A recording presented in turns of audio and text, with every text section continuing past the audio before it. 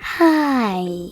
In front of me is Lenovo TAB M10 Plus, and today I would like to show you how you can change default apps on this device.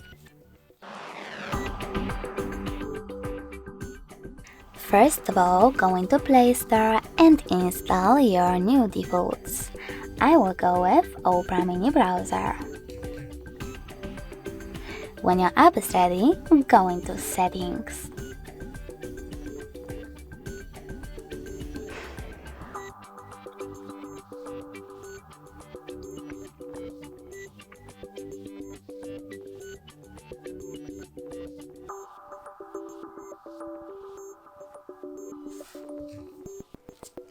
In Settings, you need to scroll down, click on Apps and Notifications over here, and then click on Default Apps.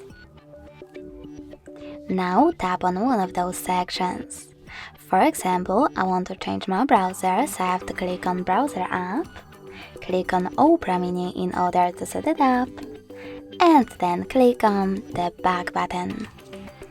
As you can see, after that, my default app has changed. Thanks so much for watching. If you enjoyed this video, smash that like button, comment, and subscribe. Bye!